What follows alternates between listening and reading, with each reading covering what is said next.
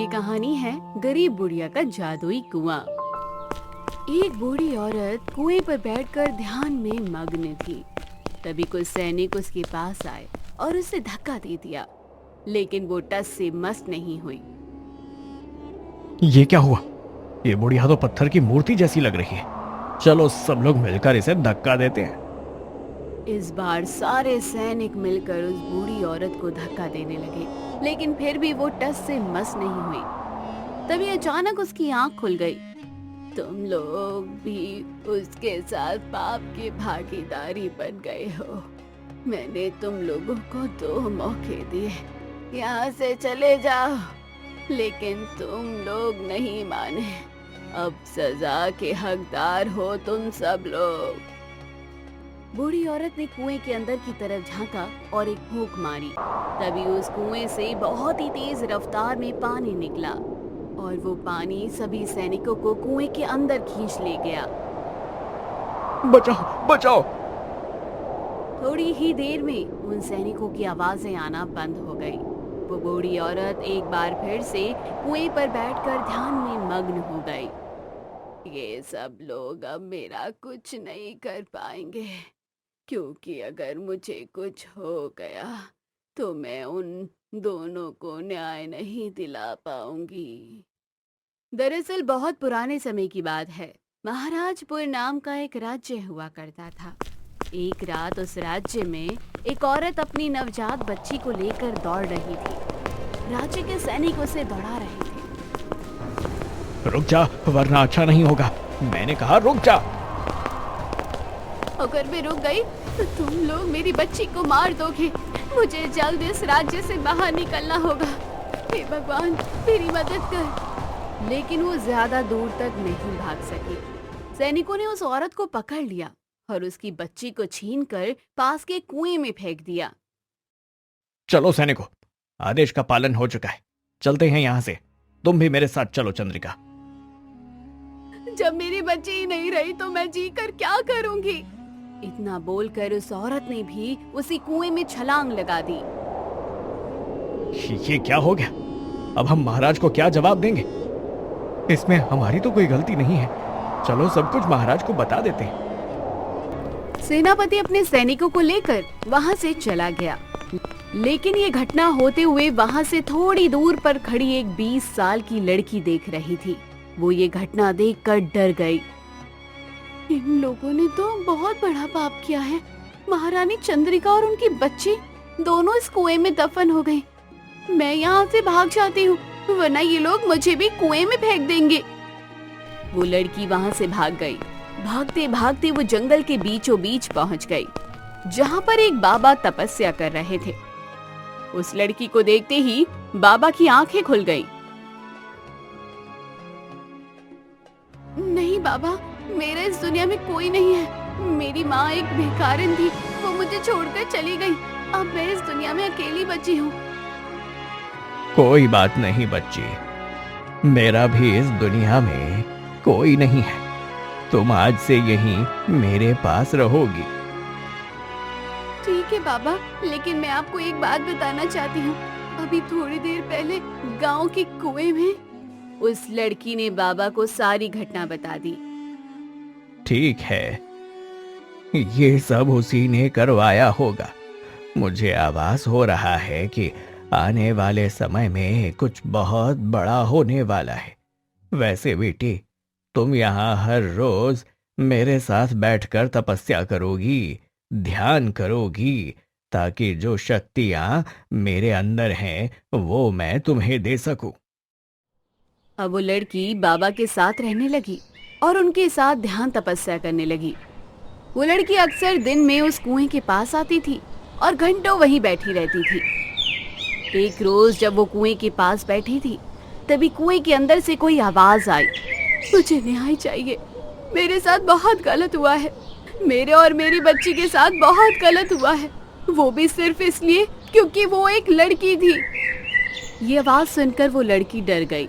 वो भागकर बाबा के पास गई और सारी बात बताई।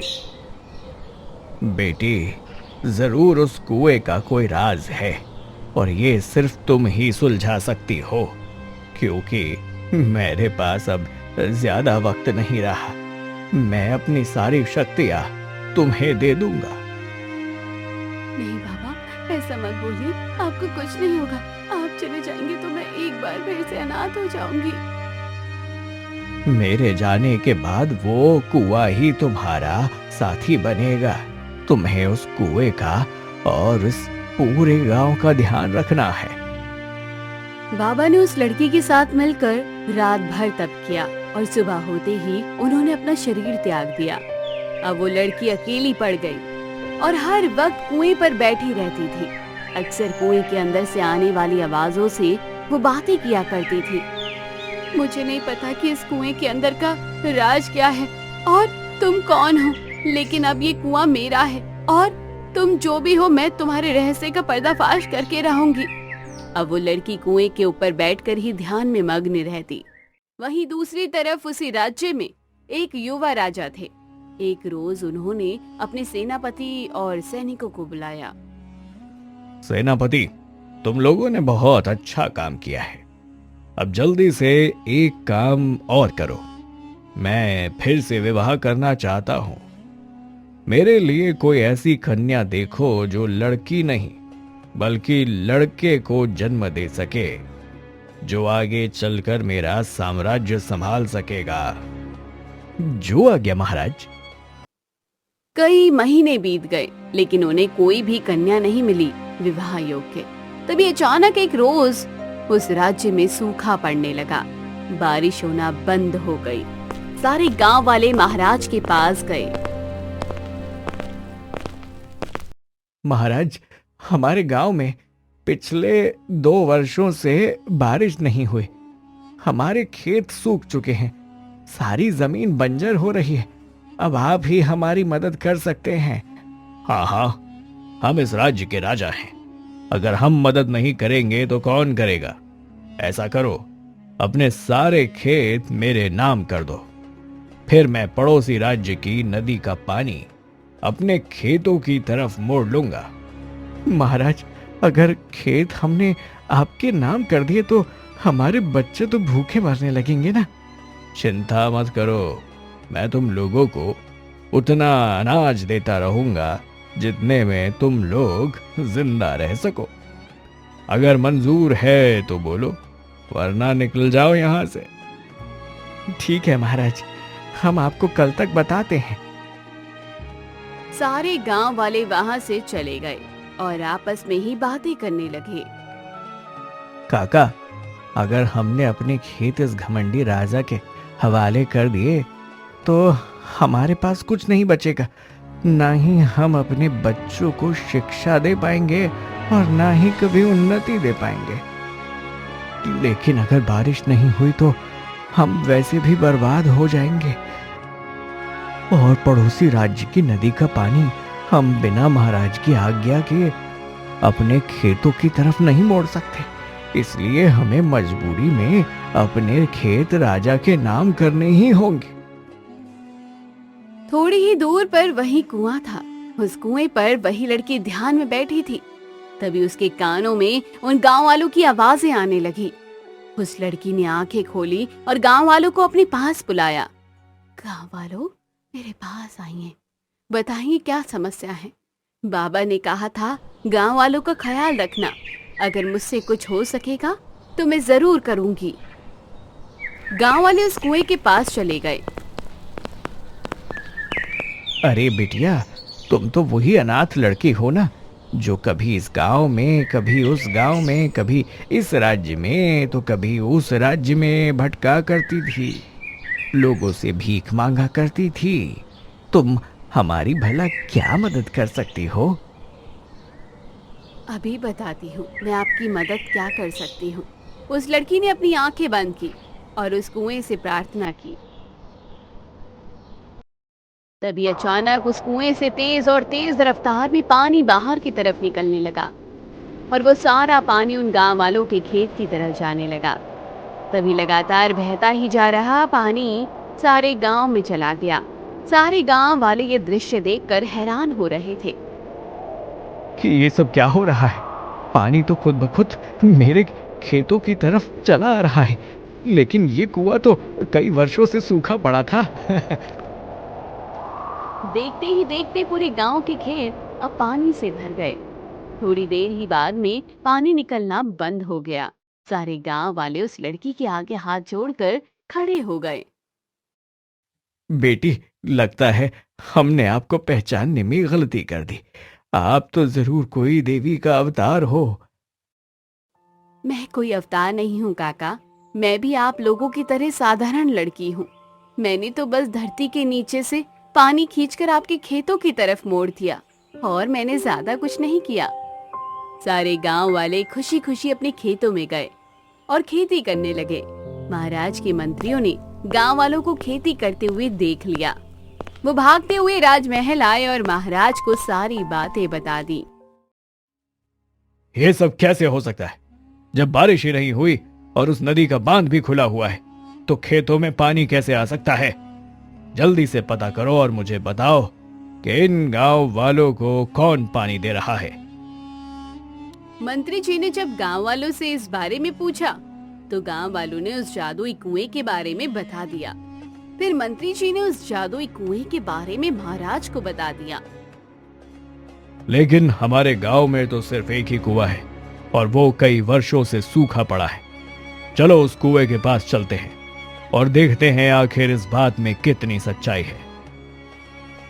महाराज मंत्री जी को लेकर कुएं के पास गए तो देखा उस कुएं के ऊपर एक लड़की बैठी थी। उस लड़की ने अपनी आंखें खोली। राजा को देखकर उसकी आंखें क्रोध से भर गई। उसने एक नजर कुएं के अंदर की तरफ झांका। इतने में उस कुएं से एक तेज पानी की धारा निकली और मंत्री को अपने साथ कुएं के अंदर खींच ले गई। बचाओ बचाओ महाराज, बचाओ। लेकिन तब तक मंत्री भगवान को प्यारा हो चुका था। महाराज अब अकेला था। वो ये दृश्य देखकर भयभीत हो गया। तभी वो लड़की बोली, तू अपने आप को राजा समझता है ना? अगर मैं चाहूँ तो तुझे भी कुएं के अंदर दफन कर सकती हूँ, लेकिन तुझे इतनी आसानी से मौत नहीं देना चाहती। तुझे तेरे कर्मों का दंड जरूर मिलेगा। राजा उसकी बातों से डरकर वहाँ से भाग गया। ऐसे ही समय बीत रहा था। जो भी गलत इरादे से उस कुएं के पास आता, वो लड़की उस कुएं के अंदर से उनको दफन कर देती थी। और अगर कोई सच्ची श्रद्धा से आता तो वो उसकी मदद किया करती थी। धीरे धीरे 30 साल बीत गए। कुएं पर बैठी वो लड़की अब 50 साल की बूढ़ी औरत बन चुकी थी। महाराज भी अब 50 साल के हो चुके थे। एक रोज सेनापति उनके पास आया। सेनापति के साथ एक नौजवान लड़की भी थी, जिसका नाम था राधिका। महाराज, इस लड़की का नाम है राधिका। इसका दुनिया में कोई नहीं है। बड़ी मुश्किल से ये मिली है। अगर आप चाहें तो इससे विवाह कर सकते हैं। इतने बरस बीत गए, आज 30 साल बाद हमें विवाह के लिए कन्या मिली है। खैर, हमें इस बात से कोई फर्क नहीं पड़ता। ये राज्य चलाने के लिए राजकुमार का पैदा होना जरूरी है। मैं इनसे इसलिए विवाह जरूर करूंगा। उसने इतना बोला ही था कि राधिका को अचानक उल्टी होने लगी। तुरंत वैद्य जी को बुलाया गया। उन्होंने राधिका की जांच की और कहा, महाराज, ये लड़की तो गर्भवती है। ये सुनकर वहाँ पर मौजूद सारे लोग हैरान हो गए। राजा ने क्रोधित होते हुए पूछा, सेनापति, तुमने तो बोला था कि ये कुमारी है, ये गर्भवती कैसे हो गई? ए लड़की, सच सच बता, अपने पेट में किसका पाप लिए घूम रही है? महाराज, मुझे इस बारे में कुछ नहीं पता और ना ही मेरा किसी के साथ कोई रिश्ता है। पता नहीं मैं कैसे गर्भवती हो गई। भला बिना किसी से कोई रिश्ता रखे कोई लड़की गर्भवती कैसे हो सकती है? सेनापति, किस पापी को उठा कर लाए हो? इसे हमारे राज्य से बेदखल कर दो। महाराज, ऐसा मत कीजिए। अब आप ही मेरा आखिरी सहारा है। मैं कहाँ जाऊंगी? मुझे तो कोई भीख भी नहीं देगा। हम भी तुझे कोई भीख नहीं देंगे सेनापति। भगा दो इसे। सेनापति ने उस लड़की को बेदखल कर दिया। राधिका बेचारी उसी जादुई कुएं के पास पहुंच गई। उस बूढ़ी औरत ने राधिका को देख लिया। क्या हुआ बेटी? तुम रो क्यों रही हो? राधिका ने सारी बात उस बूढ़ी औरत को बता दी। चिंता मत करो बेटी, शायद अभी तुम्हें अंदाजा नहीं है, लेकिन तुम्हारा जन्म बदला लेने के लिए हुआ है और तुम्हें अपना पुराना जन्म तभी याद आएगा जब तुम अपनी संतान को जन्म दे दोगी। आज के बाद तुम मेरे साथ यहीं पास के जंगल में रहोगी। आपका बहुत बहुत धन्यवाद अम्मा। अब राधिका उसी बूढ़ी औरत के पास रहने लगी। धीरे धीरे 9 महीने बीत गए। अम्मा, मुझे पता नहीं कि आप कौन हैं, लेकिन आप मेरी माँ से बढ़कर हो। मुझे बड़ी जोरों की भूख लगी है। ठीक है, ठीक है, उस कुएं के पास चलो, मैं तुम्हें खाना खिलाती हूँ। बूढ़ी औरत राधिका को कुएं के पास ले गई। उसके बाद वो कुएं से बोलती है, इस गर्भवती कन्या के लिए अभी 56 भोग पेश किए जाए। थोड़ी ही देर में उस कुएं से 56 भोग बाहर निकल गए। ये सब दूर से सेनापति ने देख लिया। वो भागकर राजा के पास गया और उसे सारी बातें बता दी। सेनापति, आपने तो उस लड़की को इस राज्य से भगा दिया था ना, फिर वो वापस कैसे आ गई और वो बूढ़ी औरत के पास कैसे पहुंच गई? वो बड़ी खतरनाक है। उसका जादुई कुआं तो उससे भी ज्यादा खतरनाक है। पता नहीं महाराज, राधिका वापस कैसे आ गई। अब बताइए क्या आदेश है? पूरी सेना को लेकर उस जादुई कुएं के पास चलो। उस बुढ़िया को आज और उस लड़की को इस राज्य से बेदखल ही कर देते हैं। साथ ही साथ उस कुएं में मिट्टी डालकर उसे भी खत्म कर देते हैं। ना रहेगा कुआं, ना रहेगी बुढ़िया। महाराज अपने सैनिकों को लेकर कुएं के पास पहुंच गया। वहां पर वो बुढ़िया राधिका की डिलीवरी कर रही थी। देखते ही देखते राधिका ने एक छोटी सी बच्ची को जन्म दे दिया। हे बुढ़िया, तेरी हिम्मत कैसे हुई? तूने इस पापी के बच्चे को जन्म दिया। कौन है ये लड़की? सैनिकों, सबसे पहले इस बुढ़िया को, फिर राधिका को, फिर इस बच्चे को इसी कुएं में फेंक दो, फिर ऊपर से कुएं में मिट्टी डाल दो। उसने इतना ही बोला था कि वो नवजात बच्ची अचानक से हवा में उड़ते हुए महाराज के कंधे पर बैठ गई। राजा डर गया। सारे सेनापति वहां से भाग गए। तू शायद भूल गया है, पर मैं और मेरी माँ तुझे आज तक नहीं भूले। मैं तेरी ही औलाद हूँ। ये सब क्या है बुढ़िया? ये कैसे हो सकता है? उस बूढ़ी औरत ने अपनी आंखें बंद की, जिसका असर ये हुआ कि धीरे धीरे पूरा गांव वहां पर इकट्ठा हो गया। तभी राधिका खड़ी हो गई और बोली, ये बच्ची बिल्कुल सही कह रही है।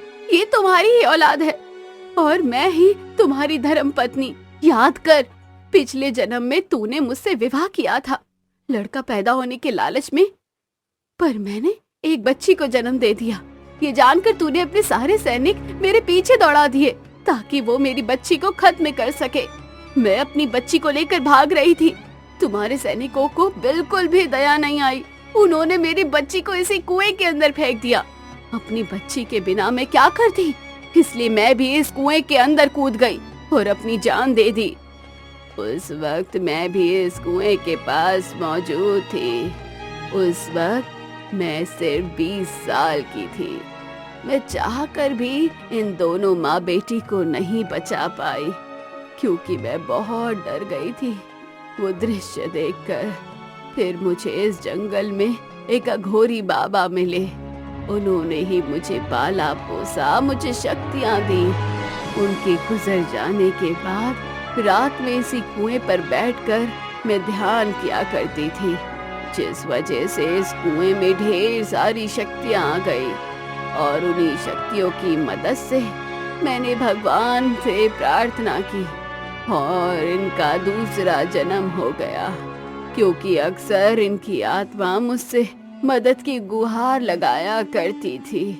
ये वही बच्ची है जो पिछले जन्म में इस कुएं में फेंक दी गई थी, और राधिका आपकी वही पत्नी है जिसने पिछले जन्म में एक लड़की को जन्म दिया था। ये सुनकर सारे गांव वालों को राजा पर बहुत गुस्सा आया। गांव वालों ने राजा को घेर लिया और उसे मार मार कर उस राज्य से भगा दिया।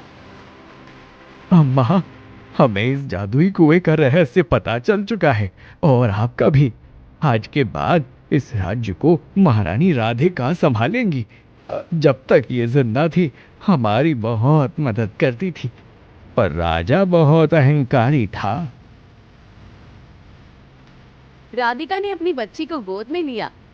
उस दिन के बाद राधिका उस राज्य की नई महारानी बन गई। बूढ़ी अम्मा भी उन्हीं के साथ उस महल में रहने लगी और बच्ची का पालन पोषण करने लगी। वो जादुई कुआं जो बूढ़ी अम्मा की शक्तियों से निर्मित था, वो भी गांव वालों की मदद करने लगा। गांव में जब भी बारिश नहीं होती थी, कुएं से पानी निकलता था और गांव में कोई भी नकारात्मक शक्ति अब प्रवेश नहीं कर सकती थी, उस जादुई कुएं की वजह से। तो दोस्तों, कहानी यही खत्म हुई। कैसी लगी कमेंट में जरूर बताइए। चैनल पर सब्सक्राइब नहीं किया तो जरूर कीजिए।